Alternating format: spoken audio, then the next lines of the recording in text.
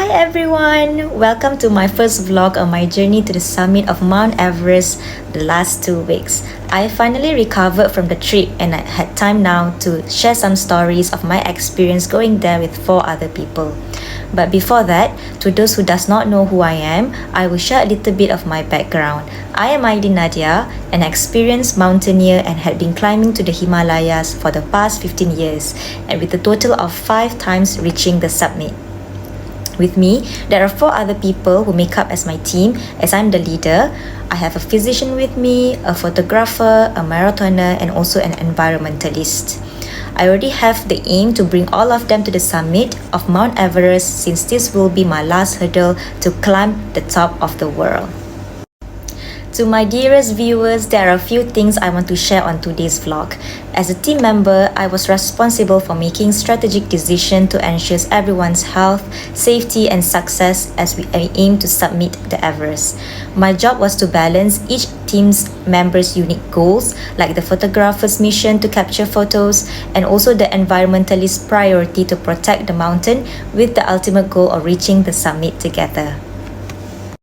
Some of the decisions that I've made is that coordinating schedules to reduce the risk of altitude sickness, managing health and oxygen levels by pacing our climbs and rest, especially the crucial rest at Camp 3, navigating conflicting interests like letting the photographer to stay at Camp 2 to take shots while ensuring they could safely regroup with us later, supporting the environmentalists who suffered from EMS and couldn't reach the summit. While disappointing, I had to prioritize their safety over pushing forward, and also calculating how many oxygen tanks each person needed.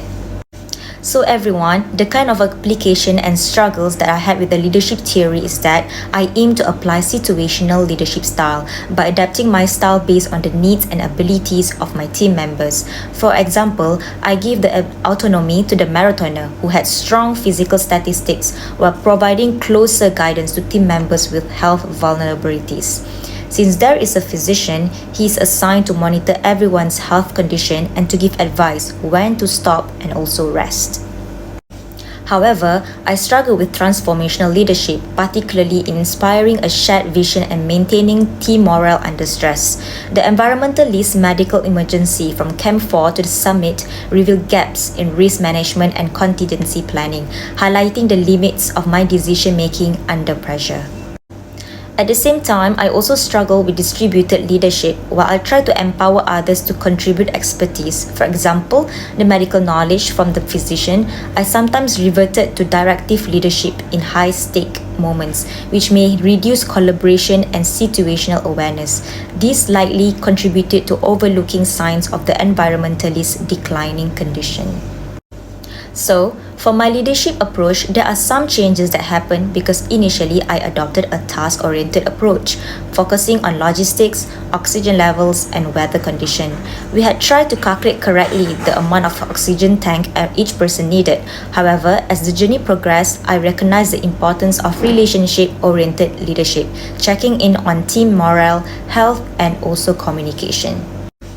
After the environmentalist condition worsening, I became more reflective and collaborative, ensuring that each team member had a voice in decision-making and was physically and emotionally supported.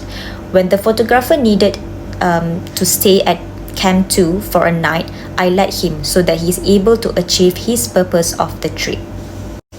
The evolution taught me that balancing execution with empathy and adaptability is crucial in dynamic, high-stakes environment.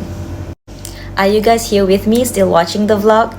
Because in my future career, especially in leadership or project management roles, I plan to integrate situational and transformational leadership style, adapt to the team's needs while also articulating a compelling vision and motivating through shared goals.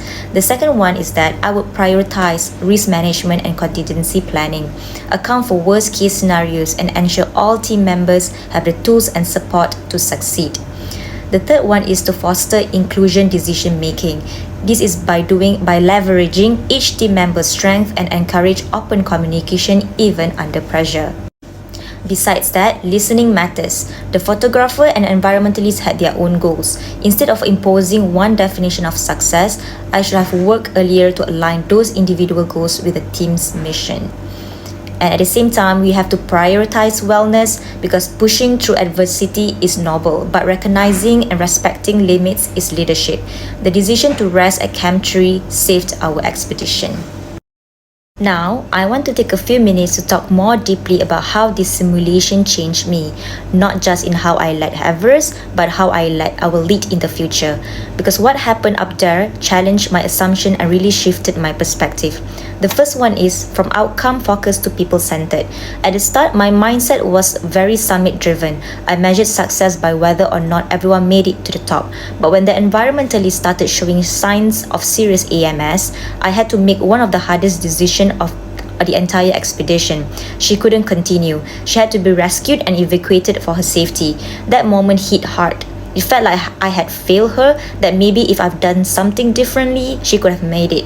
But reflecting now, I see it differently. Success in leadership isn't about everyone crossing the same finish line. It's about recognizing when the goal needs to change to protect people. So moving forward, I want to lead with people first mindset, recognizing individual needs, respecting human limits, and recognizing and understanding that sometimes protecting someone's well-being is the most courageous leadership choice you can make.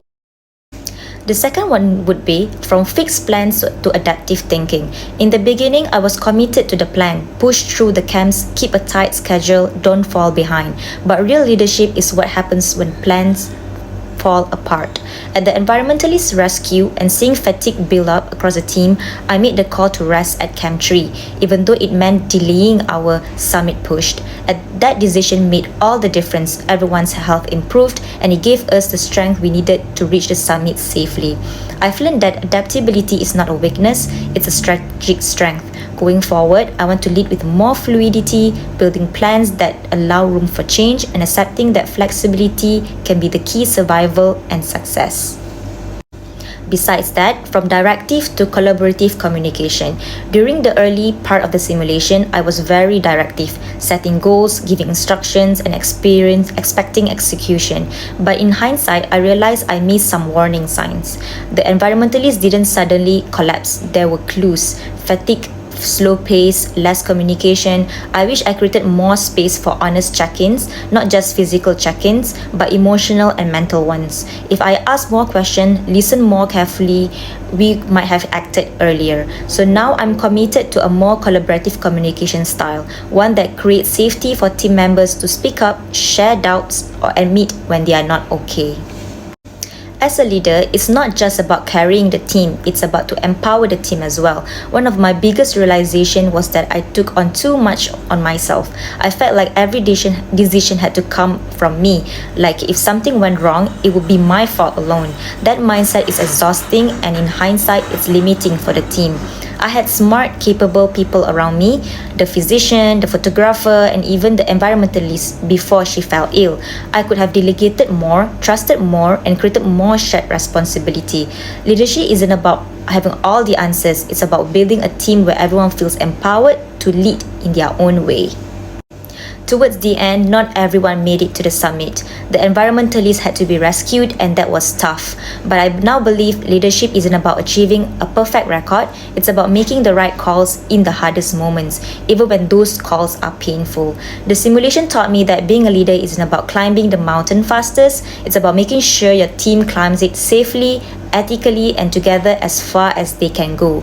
And that's a lesson I'll carry with me for life.